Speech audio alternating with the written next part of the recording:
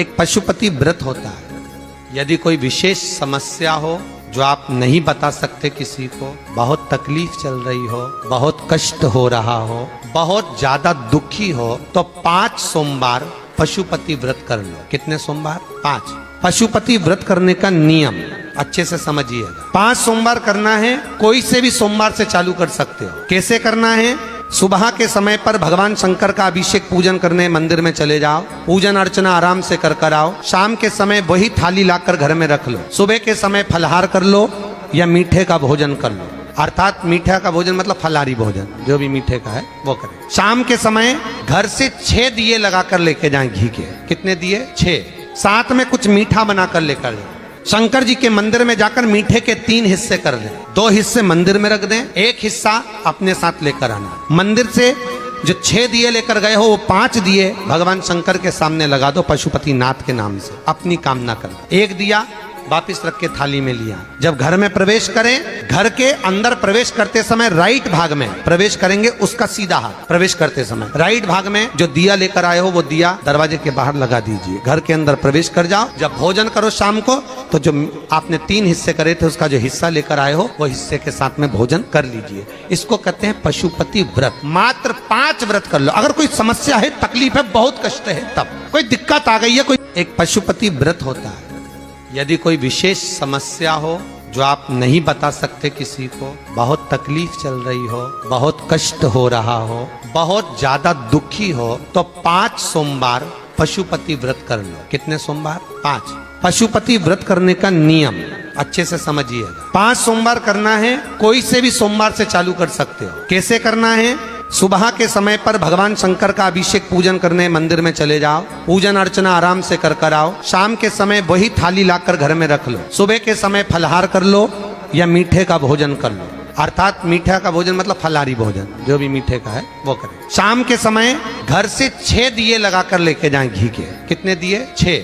साथ में कुछ मीठा बनाकर लेकर जाए। शंकर जी के मंदिर में जाकर मीठे के 3 हिस्से कर दें। 2 हिस्से मंदिर में रख दें, 1 हिस्सा अपने साथ लेकर आना। मंदिर से जो 6 दिए लेकर गए हो वो 5 दिए भगवान शंकर के सामने लगा दो पशुपति नाथ के नाम से, अपनी कामना कर। 1 दिया वापिस रख के थाली में लिया। जब घर में प्रवेश करें, घर के अंदर प्रवेश करते समय राइट भाग में प्रवेश करेंगे, उसका सीधा हाथ प्रवेश करते समय राइट भाग में जो दिया लेकर आए हो वो दिया दरवाजे के बाहर लगा दीजिए। घर के अंदर प्रवेश कर जाओ। जब भोजन करो शाम को, तो जो आपने 3 हिस्से करे थे उसका जो हिस्सा लेकर आए हो वो हिस्से के साथ में भोजन कर लीजिए। इसको कहते हैं पशुपति व्रत। मात्र 5 व्रत कर लो। अगर कोई समस्या है, तकलीफ है, बहुत कष्ट है, तब कोई दिक्कत आ गई है। नंदी को जब कोई बात कही जाती है, नंदी से जब कुछ कहा जाता है कि हमारी बात शिव जी तक पहुंचाना, तो उसमें सबसे पहला अगर नाद करा जाता है नंदी के कानों में, तो ओम का नाद करा जाता है। नंदी को जब कोई बात कही जाती है, नंदी से जब कुछ कहा जाता है कि हमारी बात शिव जी तक पहुंचाना,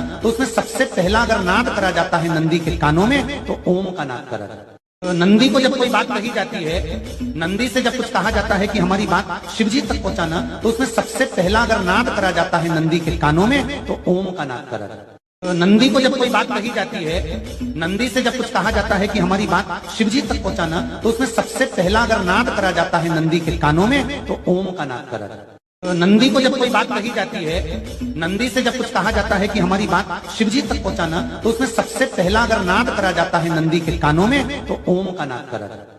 नंदी को जब कोई बात कही जाती है, नंदी से जब कुछ कहा जाता है कि हमारी बात शिव जी तक पहुंचाना, तो उसमें सबसे पहला अगर नाद करा जाता है नंदी के कानों में, तो ओम का नाद करा जाता है। नंदी को जब कोई बात कही जाती है, नंदी से जब कुछ कहा जाता है कि हमारी बात शिव जी तक पहुंचाना, तो उसमें सबसे पहला अगर नाद करा जाता है नंदी कर उसको वापिस अभिमंत्रित करना चाहिए।